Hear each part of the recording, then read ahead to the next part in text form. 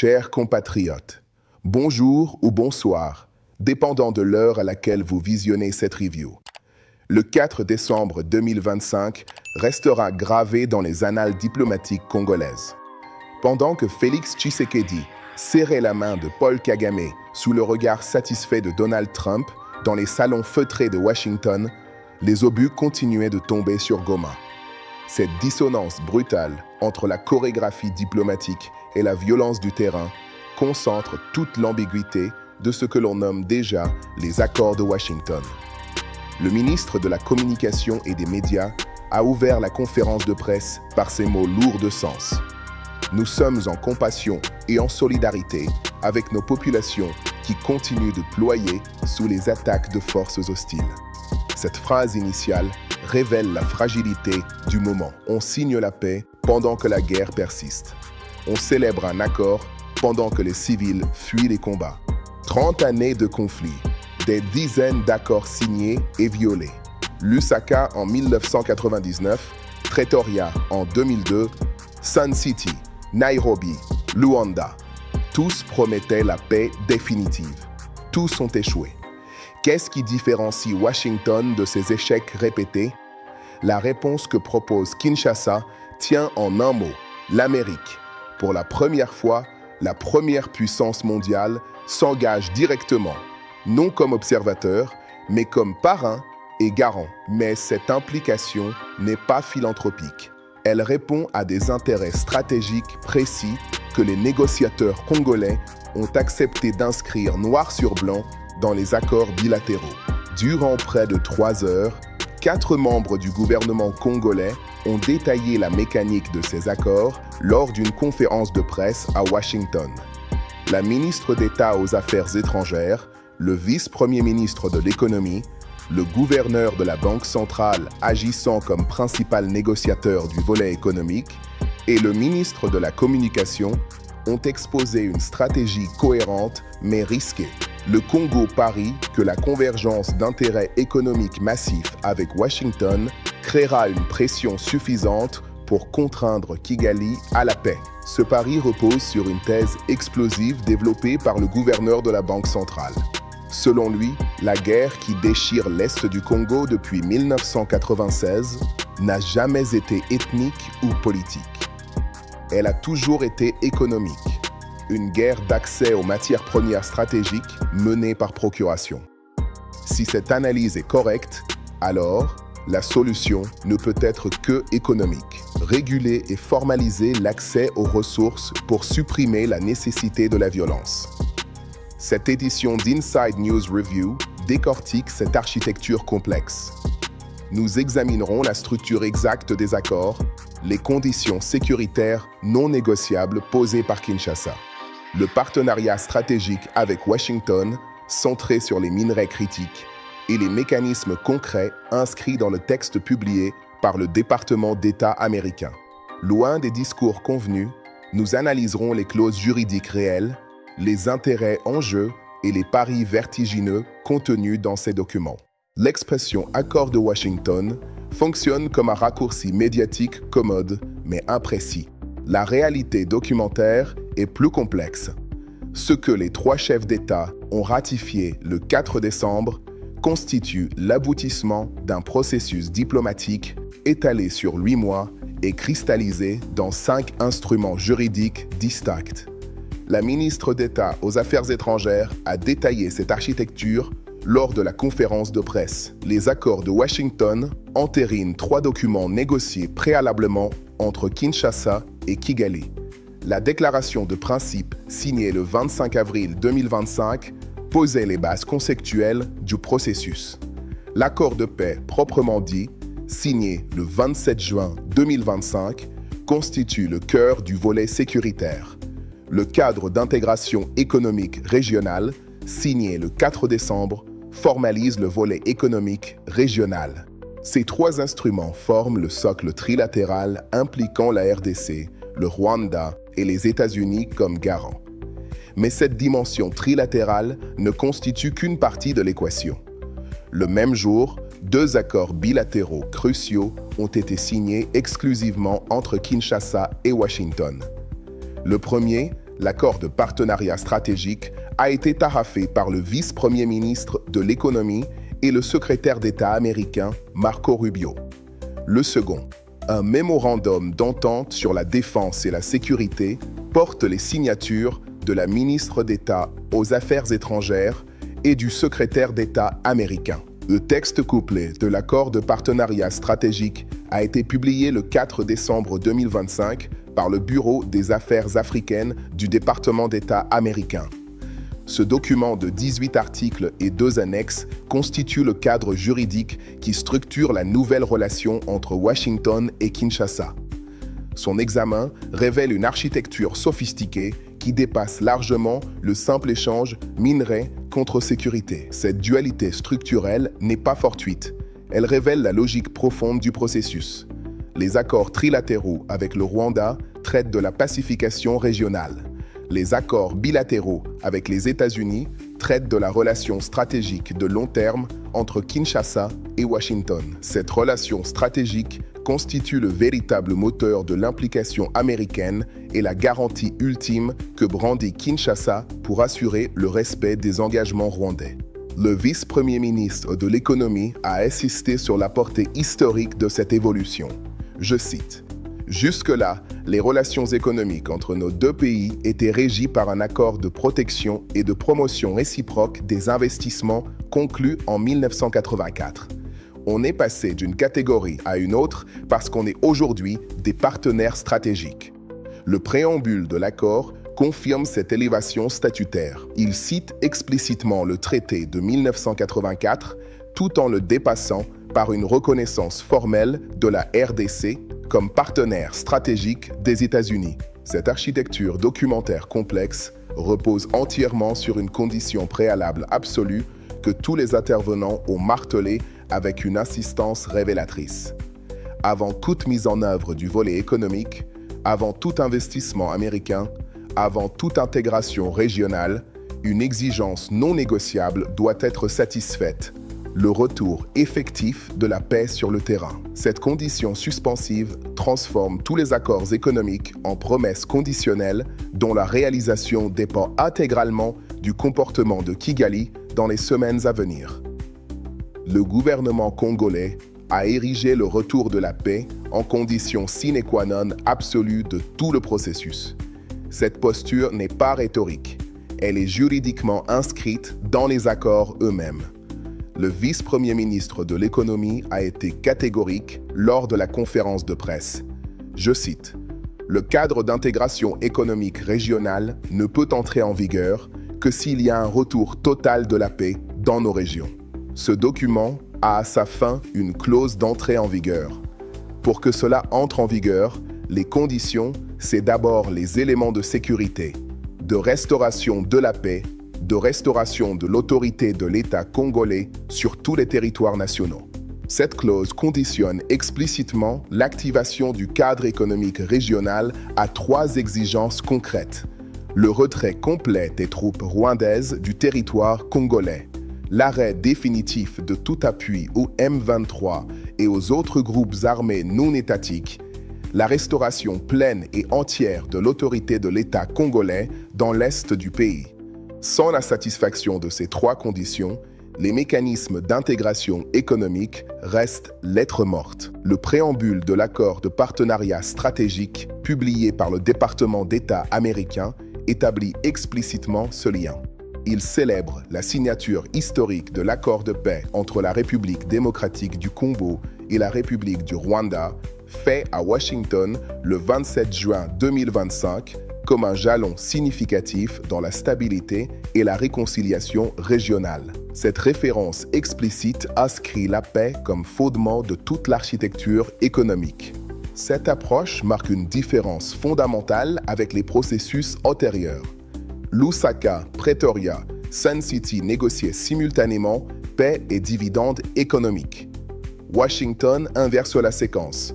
La paix d'abord, les bénéfices économiques ensuite. Cette inversion découle d'une lecture lucide de l'histoire. Les accords précédents ont échoué précisément parce que les parties violaient les clauses sécuritaires tout en continuant de bénéficier des avantages économiques. Cependant, Cette conditionnalité soulève une interrogation majeure exprimée avec acuité par plusieurs journalistes lors de la conférence de presse. Si la paix conditionne tout, quel calendrier précis contraint le Rwanda à respecter ses engagements? L'accord du 27 juin stipule le retrait des forces et le désarmement des groupes armés d'une manière séquencée et coordonnée. Cette formulation élastique ne fixe aucune deadline, aucune date butoir, aucun mécanisme de sanction automatique en cas de non-respect. Face à cette lacune apparente, les officiels congolais ont brandi l'engagement personnel de Donald Trump. La ministre d'État a rappelé la déclaration du président américain lors de la cérémonie. Interpellé par une journaliste sur les changements concrets attendus, Trump a répondu que des résultats seraient visibles dans les 72 heures. Cette promesse présidentielle fonctionne comme la garantie ultime brandie par Kinshasa. Le ministre de la Communication a lu un extrait de la déclaration du secrétaire d'État Marco Rubio qui éclaire la position de Washington. Je cite, « Nous avons un accord et l'accord doit vivre. Vous pouvez signer un accord, signer des documents, mais vous devez être sûr que cela s'applique. Comme dans toute guerre, dans tous les conflits, la route vers la paix, vous pouvez avoir des hauts et des bas. Mais maintenant, nous avons un engagement au plus haut niveau de 2 gouvernements avec les chefs d'État sur des questions spécifiques qui doivent arriver. Nous devons nous assurer que ces choses arrivent.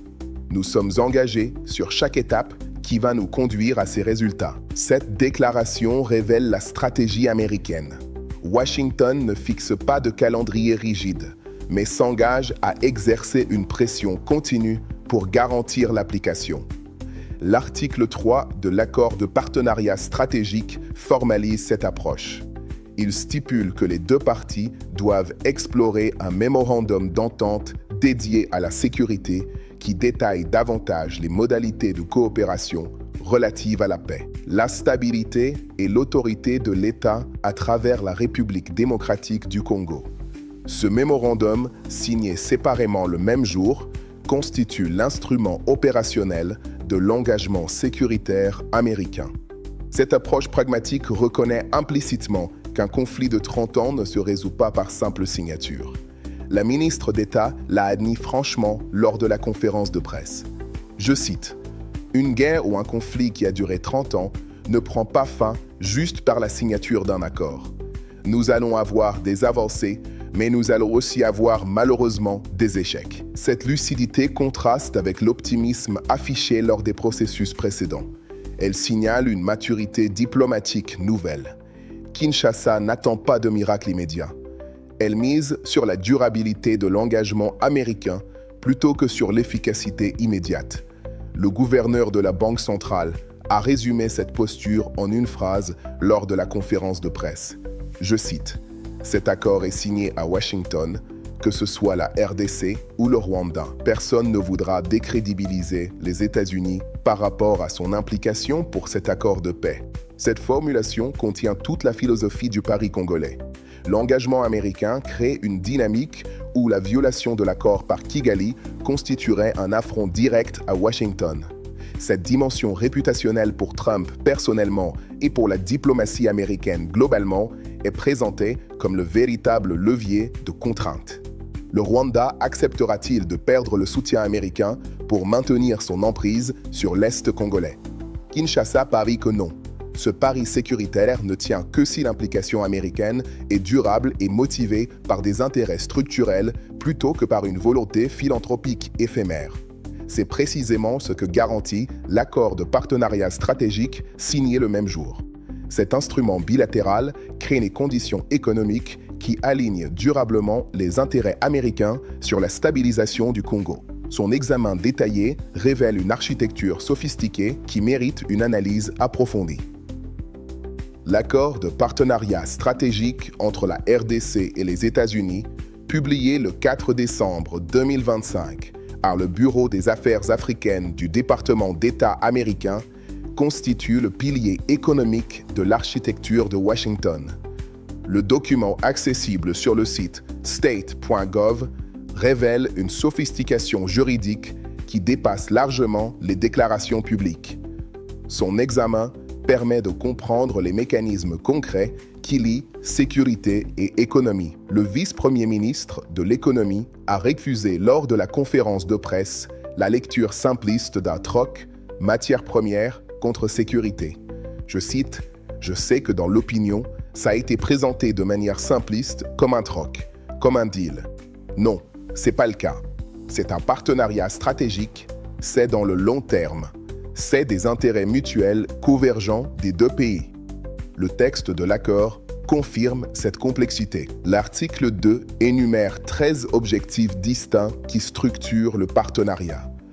Le premier objectif établit un partenariat stratégique entre les États-Unis et la RDC, reflétant le rôle pivot de la République démocratique du Congo en Afrique et l'ambition partagée des parties de transformer leur coopération en un partenariat stratégique de long terme promouvant la paix, la stabilité et le développement économique. Cette formulation élève formellement le Congo au statut de partenaire stratégique, catégorie réservée à un nombre limité de pays. Le deuxième objectif lie explicitement sécurité et économie. Il vise à renforcer les opportunités de coopération en sécurité, défense et protection des infrastructures critiques, dans la sauvegarde de l'intégrité du territoire de la République démocratique du Congo et des réserves minérales stratégiques, dans la promotion de la stabilité régionale. Cette disposition inscrit la protection des ressources minérales comme objectif sécuritaire partagé entre Kinshasa et Washington. Le quatrième objectif détaille le volet minier. Il vise à faciliter des investissements accrus de personnes américaines et de personnes alignées afin de diversifier le secteur minier de la République démocratique du Congo, améliorer la transparence, améliorer les standards de travail et promouvoir des flux de minerais critiques sécurisés, fiables et mutuellement bénéfiques à des fins commerciales et de défense entre les États-Unis d'Amérique et la République démocratique du Congo. Cette formulation établit clairement que l'accès américain aux minerais sert à la fois des objectifs commerciaux et de défense nationale. Le texte nomme explicitement 2 projets d'infrastructure considérés comme critiques. Le 9e objectif vise à promouvoir le développement du corridor Sakania-Lobito en soutien des relations économiques et commerciales des parties. L'article 9 consacre 6 paragraphes entiers à ce corridor ferroviaire. Le 10e objectif concerne Grand Inga. L'article 10 crée un comité de coordination et de gouvernance du projet hydroélectrique de Grand Inga pour mobiliser le financement de ce projet pharaonique de 40 000 MW. Le vice-premier ministre a souligné lors de la conférence de presse l'importance de ces projets. Je cite, « L'accord dit clairement que oui, il va y avoir un focus sur l'exploration, l'extraction, la transformation des minerais critiques. Mais on va au-delà. L'accord prévoit que le gouvernement américain et le gouvernement congolais vont travailler de manière étroite pour faire avancer Grand Inga. L'accord insiste aussi sur le corridor de Lobito. Le texte publié confirme cet engagement formel. L'article 9, paragraphe 6, fixe même des objectifs chiffrés pour le corridor de Lobito. Il stipule que dans les 5 ans, au moins 50% des volumes de cuivre, 90% des volumes de concentré de zinc et 30% des volumes de cobalt que la RDC et ses entreprises d'État choisissent de commercialiser conformément à leurs droits de commercialisation issus de participation et de contrats sur la production de certains partenariats, sont exportés de la RDC en utilisant le corridor Sakania-Lobito. Ces pourcentages quantifiés transforment une intention générale en obligation mesurable. Le gouverneur de la Banque centrale a explicité lors de la conférence de presse la logique géostratégique de ce corridor. Je cite, « Pourquoi on insère Lobito ? C'était un souhait des États-Unis. Pourquoi ? Parce que les voies d'évacuation naturelles des produits qui iraient par le Rwanda, c'est l'océan Indien. Et l'océan Indien, c'est la Chine.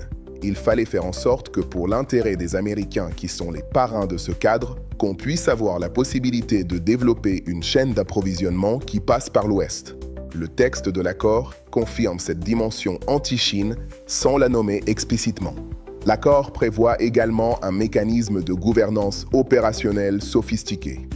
L'article 6 crée un comité directeur conjoint composé de 5 officiels américains et 5 officiels congolais. Côté américain, un représentant de chaque département d'État, du Trésor, du Commerce, de la Société américaine de financement du développement international et un 5e membre désigné par le coprésident américain. Côté congolais, un représentant de chaque ministère des Affaires étrangères, de l'économie nationale, des finances, du plan et de la présidence de la République. Ce comité se réunira 2 fois par an et dispose de 9 fonctions explicitement énumérées à l'article 6, paragraphe 9. Il discutera du soutien aux investissements dans les projets de la réserve d'actifs stratégiques, examinera la conformité avec l'accord, facilitera la coopération technique sur les réformes légales et réglementaires, développera des lignes directrices pour l'offtake des minerais critiques, coordonnera l'allocation transparente de l'offtake, discutera des changements de propriété des projets et identifiera les moyens de coopérer pour promouvoir des approches de marché équitables pour les minerais critiques. Cette architecture institutionnelle vise à créer un cadre durable qui survit au changement de gouvernement. Mais le cœur opérationnel de l'accord réside dans 2 mécanismes innovants, la réserve d'actifs stratégiques et les projets stratégiques qualifiants. Ces 2 instruments juridiques structurent l'accès américain aux ressources congolaises selon des modalités précises qui méritent un examen détaillé. L'article 5 de l'accord de partenariat stratégique crée un mécanisme juridique inédit, la Strategic Asset Reserve ou réserve d'actifs stratégiques. Ce dispositif constitue le cœur opérationnel de l'accès américain aux ressources congolaises. Son fonctionnement révèle une architecture sophistiquée qui tente de concilier souveraineté congolaise et sécurisation des approvisionnements américains. Le paragraphe 1 de l'article 4 stipule que la RDC doit désigner une liste initiale d'actifs de minerais critiques, d'actifs aurifères et de zones d'exploration non licenciées comme partie de la réserve d'actifs stratégiques et doit fournir cette liste au comité directeur conjoint dans les 30 jours de l'entrée en vigueur de cet accord. Cette obligation crée un calendrier serré. Kinshasa dispose d'1 mois pour identifier les concessions minières qu'elle accepte d'ouvrir prioritairement aux investisseurs américains. Le paragraphe 2 précise qu'à tout moment, des actifs de minerais critiques, des actifs aurifères et des zones d'exploration non licenciées supplémentaires peuvent être ajoutés à la réserve d'actifs stratégiques par la RDC. Cette disposition préserve formellement la souveraineté congolaise sur le rythme d'ouverture de ses ressources. Cependant, le même paragraphe ajoute que des actifs potentiels pour ajout à la réserve d'actifs stratégiques peuvent être présentés au comité directeur conjoint, soit par les États-Unis, soit par la RDC pour discussion. Washington peut donc proposer des concessions spécifiques qu'il souhaite voir ajoutées à la liste. Le paragraphe 3 insiste sur le caractère évolutif. Je cite le texte publié par le département d'État. Les parties conviennent que la réserve d'actifs stratégiques doit être une liste évolutive avec la RDC ajoutant des actifs supplémentaires fréquemment, en consultation avec les États-Unis pour faire avancer les objectifs de cet accord. Cette formulation crée une obligation morale d'expansion continue de la liste. Le mot « fréquemment » suggère une attente de mise à jour régulière. L'article 7 détaille le processus d'investissement dans ces actifs stratégiques. Le paragraphe 2 établit un principe fondamental. La RDC doit accorder aux personnes américaines le droit de première offre pour les projets de la réserve d'actifs stratégiques. Cette clause garantit aux entreprises américaines un avantage concurrentiel structurel. Elle dispose d'une fenêtre exclusive pour soumettre des propositions avant que d'autres investisseurs ne puissent le faire. Le paragraphe 3 de l'article 7 précise le calendrier.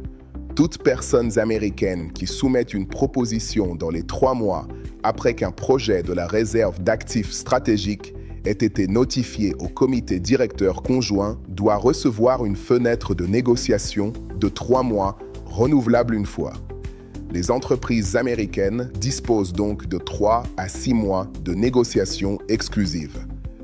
Pendant cette période, aucun concurrent non américain ne peut soumettre d'offre. Le paragraphe 4 ouvre ensuite le processus aux personnes alignées. L'annexe 2 de l'accord définit précisément ce terme.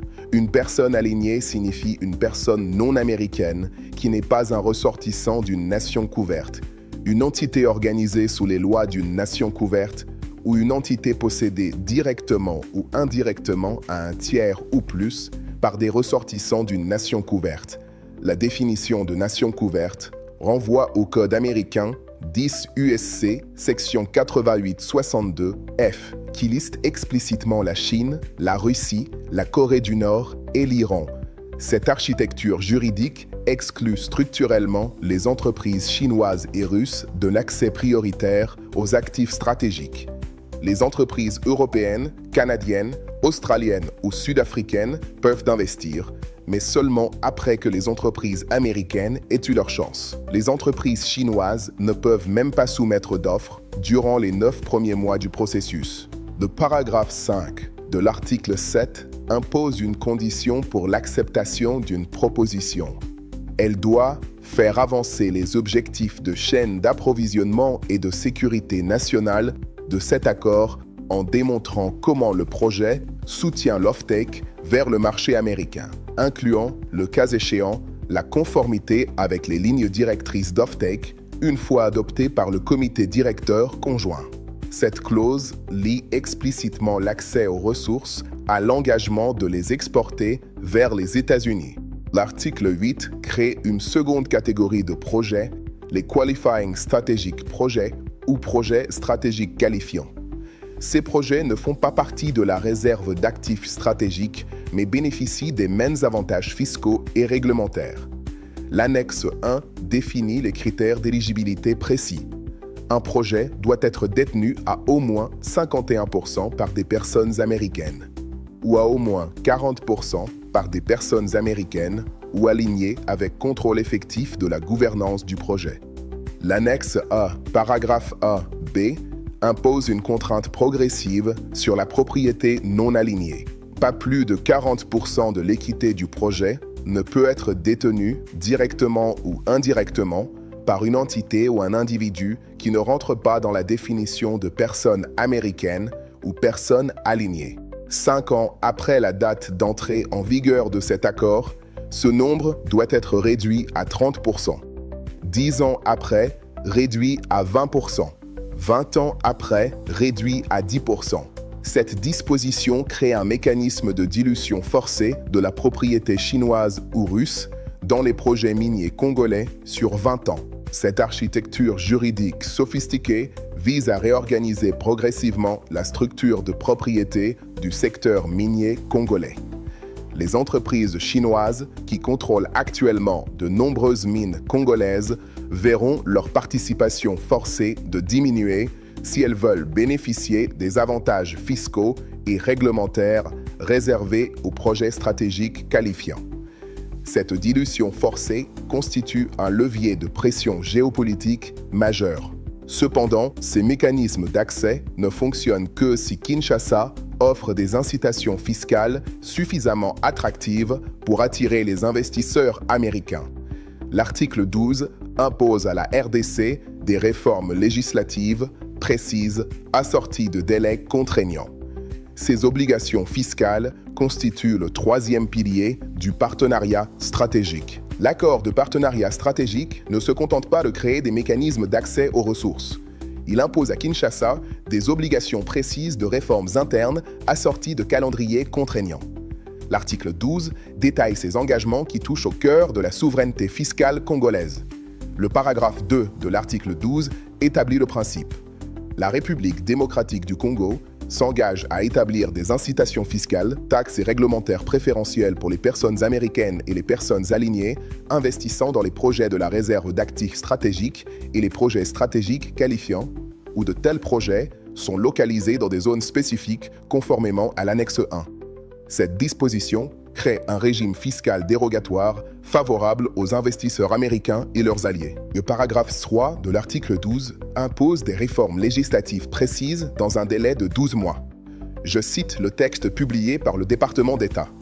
la République démocratique du Congo s'engage à amender, dans les 12 mois de l'entrée en vigueur de cet accord, la loi numéro 13005 du 11 février 2014 sur le régime fiscal, douanier, parafiscal, de recettes non fiscales et de change applicables aux accords de collaboration et projets de coopération, et à entreprendre toute réforme législative et constitutionnelle dans une période maximale de 12 mois afin d'aligner son cadre légal avec les dispositions pertinentes de cet accord. Cette obligation d'amendement législatif dans les 12 mois constitue un engagement juridique contraignant. Le texte spécifie ensuite 6 réformes obligatoires que doit contenir cet amendement. Première réforme, une clause de stabilisation fiscale renouvelable pour une période initiale de 10 ans. Cette clause garantit aux investisseurs que les taux d'imposition ne changeront pas pendant une décennie, protégeant leurs projections financières contre les modifications législatives futures. Deuxième réforme, introduction d'une période contraignante de remboursement de TVA de 90 jours. Cette disposition répond à une plainte récurrente des entreprises minières. Le vice-premier ministre l'a mentionné lors de la conférence de presse. Je cite, « Nous avons la loi sur la TVA qui prévoit que pour les miniers, la TVA remboursable doit être remboursée dans les 30 jours. En réalité, nous traînons une enveloppe assez consistante de TVA devant être remboursée, mais qui n'est pas remboursée dans le délai, et cela met à mal la trésorerie de ces entreprises. L'accord impose désormais un délai de 90 jours contraignant. Troisième réforme, mécanisme d'offset permettant à la TVA surpayée d'être créditée contre d'autres obligations fiscales. Quatrième réforme, procédure de documentation simplifiée pour les demandes de remboursement de TVA. Ces 2 dispositions visent à fluidifier la gestion fiscale des entreprises minières. Cinquième réforme, accès à un guichet unique pour compléter toutes les procédures administratives, fiscales, douanières et réglementaires nécessaires en un lieu centralisé. L'annexe 2 définit ce guichet unique comme l'Agence nationale pour la promotion des investissements, ou toute entité successeur désignée par la RDC, servant de bureau centralisé ou plateforme où toutes les personnes américaines et personnes alignées peuvent compléter toutes les procédures administratives, fiscales, douanières et réglementaires requises pour investir en RDC en un seul endroit sur une base accélérée. Sixième réforme, établissement d'une autorité fiscale centralisée responsable de toutes les interactions fiscales corporatives avec les investisseurs dans l'industrie minière. Cette centralisation vise à simplifier les démarches et réduire les opportunités de corruption dans les multiples interactions avec différentes administrations. Le paragraphe 7 de l'article 12 impose une obligation de notification sur une question sensible. Pour assurer transparence et alignement avec les intérêts économiques et stratégiques partagés sous cet accord, la RDC, à travers l'autorité de régulation et de contrôle des marchés des substances minérales stratégiques, doit notifier les États-Unis de tout changement relatif aux quotas d'exportation ou interdiction de cobalt par la RDC. De telles notifications doivent être à des fins de consultation et dialogue dans le comité directeur conjoint avec la considération due pour le droit souverain de la RDC de déterminer sa politique d'exportation. Cette clause reconnaît formellement le droit souverain congolais de fixer des quotas d'exportation ou d'interdire temporairement l'exportation de cobalt. Cependant, elle impose une obligation de notification préalable et de consultation avec Washington. Cette procédure crée un mécanisme de pression diplomatique informel. La RDC peut techniquement bloquer les exportations, mais devra justifier sa décision devant le comité directeur conjoint et subir la pression politique américaine. L'article 14 détaille l'assistance technique que Washington s'engage à fournir. Le paragraphe 1 liste 7 domaines d'intervention. Premier domaine, promouvoir le développement de long terme du secteur minier en République démocratique du Congo.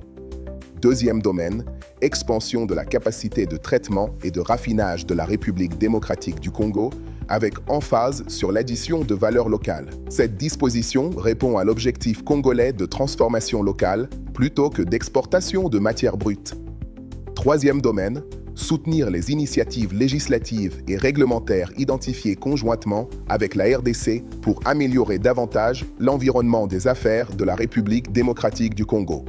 Quatrième domaine, améliorer la gouvernance du secteur minier de la République démocratique du Congo à travers la réforme réglementaire. Ces deux domaines donnent aux conseillers américains un droit de regard sur les réformes législatives congolaises. Cinquième domaine, formation et assistance pour améliorer l'application réglementaire et améliorer la capacité des officiels fiscaux, douaniers et frontaliers à identifier et intercepter les biens illicites. Cette assistance vise à réduire la contrebande minière qui prive l'État congolais de revenus fiscaux.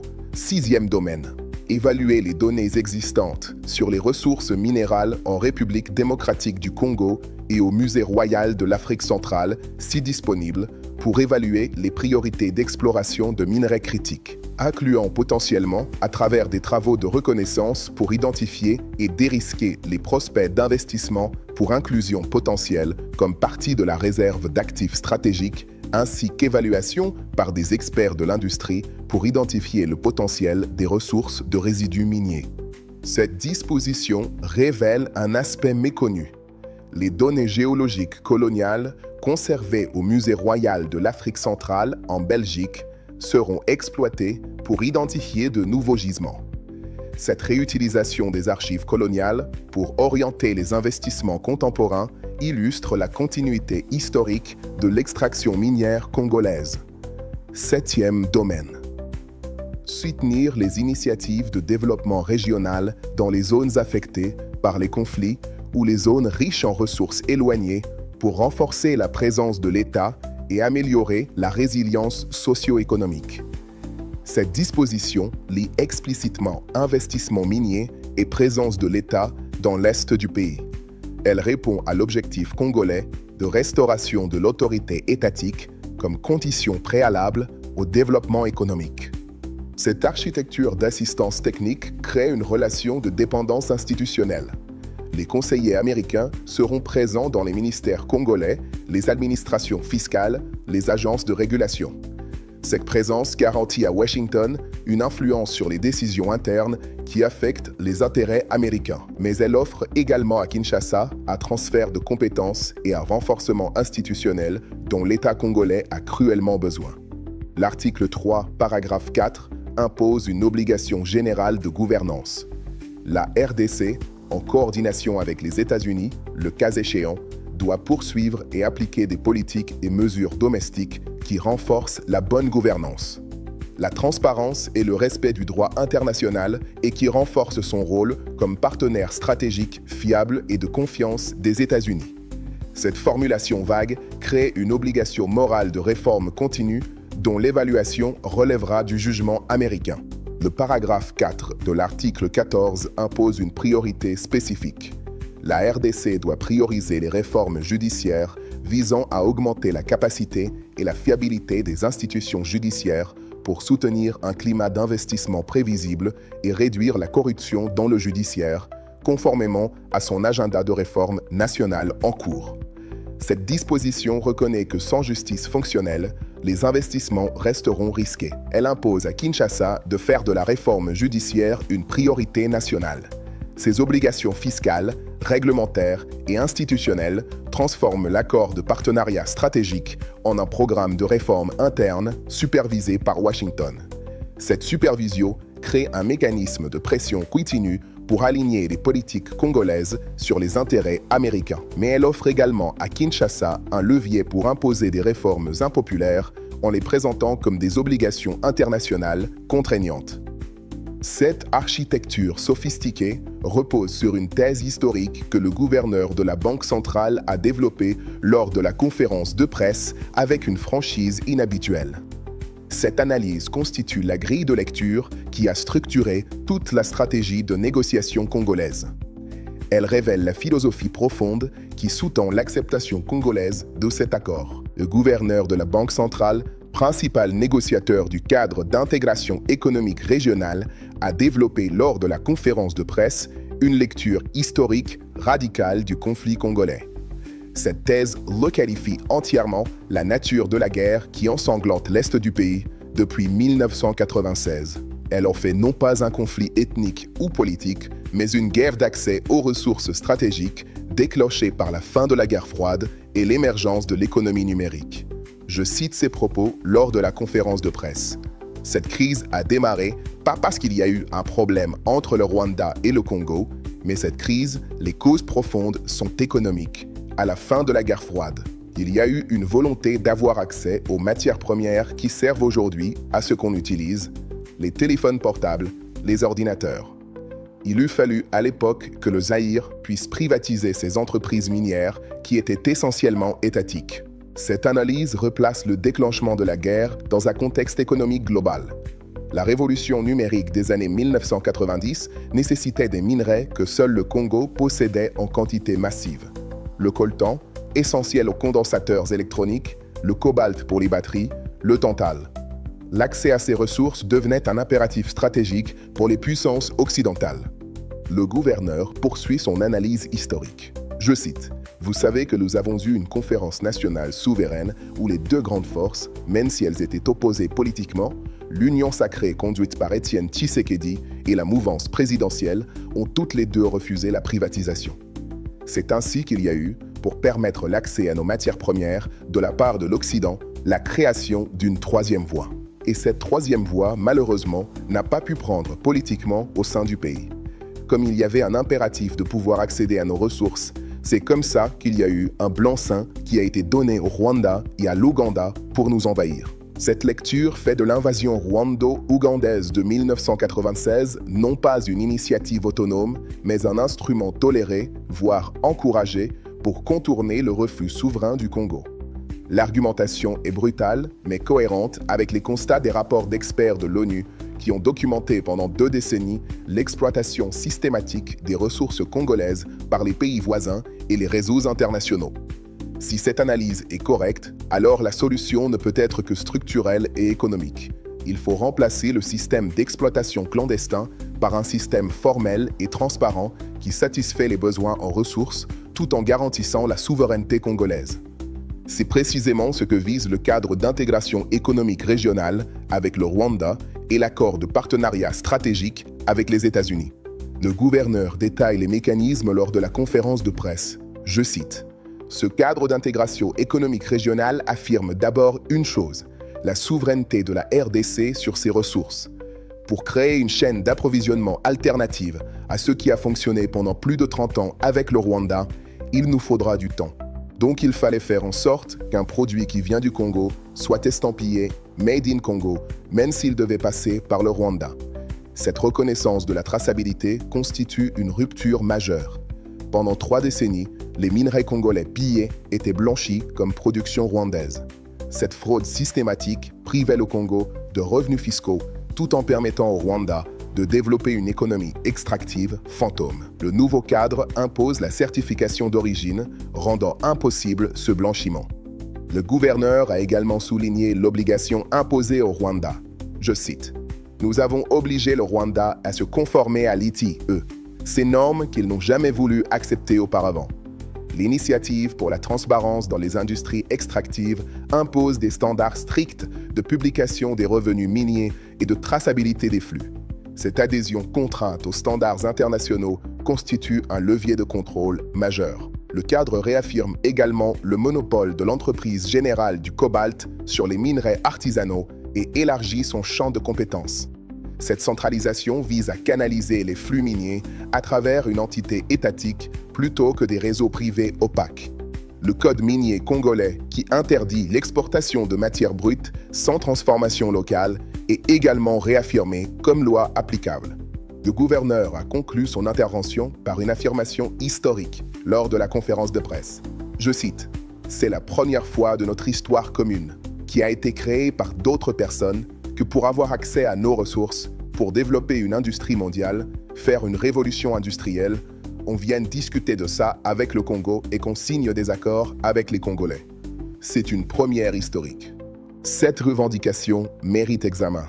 L'État indépendant du Congo, créé en 1885, fut effectivement une construction externe imposée par Léopold II lors de la conférence de Berlin. Le caoutchouc sanglanté fut extrait sans négociation avec les populations. L'uranium de Shinkolobwe, qui permit les bombes atomiques américaines, fut négocié avec la Belgique coloniale, non avec les Congolais. Le cuivre qui électrifia l'Europe fut exploité par l'Union minière sans redistribution locale. Même après l'indépendance, les guerres des années 1960 et 1990 permirent l'accès aux ressources sans négociation souveraine. Si l'analyse est correcte, Washington 2025 marque effectivement une rupture. Pour la première fois, une révolution industrielle, celle de la transition énergétique et de l'intelligence artificielle, nécessite des minerais congolais. Et pour la première fois, les puissances mondiales négocient formellement cet accès avec un gouvernement congolais souverain. Cette rupture, si elle se confirme, constituerait effectivement un tournant historique. Cependant, cette lecture optimiste soulève une interrogation finale. Les accords de Washington représentent-ils réellement une conquête de souveraineté ou simplement une contractualisation de la dépendance? Le Congo a-t-il obtenu le droit de négocier les termes de son exploitation ou simplement formaliser son statut de réservoir de matières premières pour l'économie mondiale? L'examen détaillé de l'accord de partenariat stratégique publié par le département d'État américain révèle une architecture juridique sophistiquée qui dépasse largement le simple échange transactionnel. Le document crée des mécanismes de gouvernance conjointe, impose des réformes législatives précises, établit des obligations de notification et de consultation et construit une relation de long terme entre Kinshasa et Washington. Cette sophistication juridique soulève la question centrale. S'agit-il d'un partenariat entre égaux ou d'un accord asymétrique où la partie la plus faible accepte des contraintes de souveraineté en échange de promesses de protection et de développement? Le préambule de l'accord énumère les intérêts mutuels. Pour la RDC, diversifier ses partenariats, créer de la valeur locale et de l'emploi à travers la transformation dans le pays, améliorer la gouvernance et favoriser la paix. Pour les États-Unis, construire des chaînes d'approvisionnement sécurisées pour les minerais critiques, sauvegarder sa sécurité nationale, maintenir la compétitivité dans des secteurs stratégiques incluant la défense, l'énergie et les technologies avancées. Ces intérêts convergent sur un point, la stabilisation du Congo. Washington ne peut sécuriser ses chaînes d'approvisionnement sans paix dans l'Est congolais. Kinshasa ne peut développer son économie sans investissement massif et sans fin de la guerre. Cependant, l'asymétrie des rapports de force demeure. Les États-Unis disposent de leviers multiples, aide militaire, financement des institutions internationales, sanctions économiques, influence diplomatique. Le Congo ne dispose que d'un seul levier, ses ressources minérales. L'article 18, paragraphe 4 révèle cette asymétrie. Cet accord peut être terminé par l'une ou l'autre partie par notification écrite.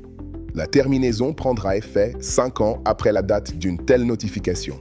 Si Kinshasa souhaite mettre fin à l'accord, elle doit attendre 5 ans. Pendant cette période, toutes les obligations continuent de s'appliquer. L'enjeu réel dépasse la question juridique. Il concerne la capacité de l'État congolais à transformer cet accord en bénéfice tangible pour ses populations. Cette capacité dépend de 2 conditions identifiées par les négociateurs congolais. Premièrement, la pression américaine doit contraindre le Rwanda au respect durable de ses engagements sécuritaires. Si Kigali continue de soutenir des groupes armés tout en bénéficiant de relations économiques formalisées, le système aura simplement légalisé le pillage. Le gouverneur l'a reconnu lors de la conférence de presse. Rappelez-vous, en 2013, il a suffi d'un coup de fil du président Obama pour que les troupes rwandaises quittent le territoire. Deuxièmement, l'État congolais doit démontrer la capacité de gouverner le secteur minier avec transparence et efficacité. Le gouverneur a insisté. Si nous voulons entrer dans un partenariat stratégique sérieux avec les Américains, il faudrait qu'on se montre sérieux nous-mêmes. 30 ans de conflits ont affaibli l'État. La corruption endémique, les réseaux clientélistes, la faiblesse administrative constituent des obstacles structurels. Sans transformation institutionnelle, les nouveaux flux financiers alimenteront simplement les mêmes réseaux prédateurs. La question ultime demeure. Les populations congolaises, particulièrement celles de l'Est, qui ont payé le prix du sang pendant 3 décennies, verront-elles enfin les bénéfices de leurs ressources ou assisteront-elles à une nouvelle forme d'extraction où les bénéficiaires seront simplement mieux identifiés sans changement réel dans la redistribution? Les accords de Washington représentent un pari historique pour la RDC, un pari sur la capacité de l'engagement américain à contraindre le Rwanda, un pari sur la capacité de l'État congolais à se réformer et à gouverner efficacement son secteur minier, un pari sur la possibilité de convertir une richesse en ressources naturelles en développement humain plutôt qu'en conflit perpétuel. l'examen détaillé de l'accord de partenariat stratégique publié par le département d'État américain révèle une architecture juridique complexe qui dépasse les déclarations publiques. Les mécanismes de la réserve d'actifs stratégiques, les critères d'éligibilité des projets stratégiques qualifiants, les obligations de réforme fiscale, les délais contraignants, les procédures de notification, les comités de gouvernance conjointe. Tout ceci crée un cadre institutionnel sophistiqué qui structure la relation entre Kinshasa et Washington pour les décennies à venir. Ce cadre contient une promesse, mais aussi des risques majeurs. La promesse d'une paix enfin durable après 30 ans de violence. La promesse d'un développement infrastructurel transformateur avec Grotinga et Lobito. La promesse d'une reconnaissance internationale de la souveraineté congolaise sur ses ressources. Mais aussi le risque d'une déception historique si les engagements sécuritaires ne sont pas tenus. Le risque d'une nouvelle forme de dépendance si la gouvernance ne s'améliore pas. Le risque de voir les populations continuer à souffrir pendant que les élites et les multinationales se partagent les bénéfices. Alors, revenons à la question posée en ouverture de cette émission. Le Congo vend-il sa paix ou conquiert-il sa souveraineté? La réponse honnête est les deux à la fois. Oui, le Congo vend quelque chose. Il accepte des contraintes de souveraineté inédites. Un droit de première offre aux Américains sur ses concessions minières. Une obligation de notification avant toute décision sur les quotas d'exportation de cobalt. Des délais imposés pour des réformes législatives. Une présence de conseillers américains dans ses ministères. Une dilution forcée progressive de la propriété chinoise dans son secteur minier. Ces concessions sont réelles et substantielles. Mais simultanément, le Congo conquiert aussi quelque chose d'historique. Pour la première fois en 140 ans d'existence, depuis sa création artificielle à Berlin en 1885, le Congo négocie formellement l'accès à ses ressources avec une puissance mondiale. Il impose la traçabilité de ses minerais. Il obtient l'engagement américain sur Grotinga et Lobito. Il force le Rwanda à accepter les normes ITIE qu'il refusait depuis des décennies. Il inscrit dans un accord international contraignant que la paix conditionne tout accès économique. Ce n'est ni une victoire totale, ni une capitulation. C'est un compromis structurel où chaque partie obtient ce dont elle a le plus besoin. Washington sécurise ses chaînes d'approvisionnement en minerais critiques face à la Chine. Kinshasa obtient l'engagement de la première puissance mondiale pour contraindre Kigali et financer son développement infrastructurel. La question véritable n'est donc pas de savoir si l'accord est bon ou mauvais en soi. Elle est de savoir si l'État congolais et la société congolaise sauront transformer ce cadre juridique en bénéfices tangibles pour les populations. Cette transformation dépend moins du texte de l'accord que de la capacité des Congolais eux-mêmes à exiger la redevabilité, à combattre la corruption, à surveiller l'exécution des engagements, à mobiliser la pression citoyenne pour que les revenus miniers financent écoles, hôpitaux et routes plutôt que comptes bancaires offshore. Le gouverneur de la Banque centrale l'a dit avec une lucidité remarquable lors de la conférence de presse. Il faudrait qu'on se montre sérieux nous-mêmes. Cette responsabilité congolaise constitue le facteur déterminant. Les accords de Washington créent une opportunité. Ils ne garantissent aucun résultat. Les prochains mois révéleront si cette opportunité se transforme en tournant historique ou en déception supplémentaire. La vigilance citoyenne, le journalisme d'investigation, le contrôle parlementaire, la pression de la société civile constituent les garde-fous nécessaires pour que les promesses de Washington ne restent pas lettres mortes. Aux Congolaises et Congolais qui nous suivent ce soir, particulièrement à celles et ceux de l'Est qui vivent sous les bombes pendant que nous analysons des accords diplomatiques. Sachez que votre souffrance n'est pas invisible. Votre résilience face à 30 ans de guerre force le respect. Ces accords existent parce que vous avez tenu. Parce que malgré la violence, vous n'avez jamais renoncé à exiger la paix et la dignité. Continuons d'exiger, continuons de surveiller, continuons de tenir nos dirigeants redevables. L'histoire du Congo s'écrit aussi par notre refus de baisser les bras. Merci de votre fidélité à Inside News Review. Si cette analyse vous a éclairé, abonnez-vous à notre chaîne pour ne manquer aucune de nos éditions. Partagez cette émission avec ceux qui cherchent à comprendre au-delà des slogans. Participez au débat dans les commentaires avec des analyses constructives, car c'est dans l'échange d'idées que naît la lucidité collective. Encore une fois, merci. Nous nous retrouverons prochainement pour d'autres analyses et investigations qui concernent notre beau pays, la RDC.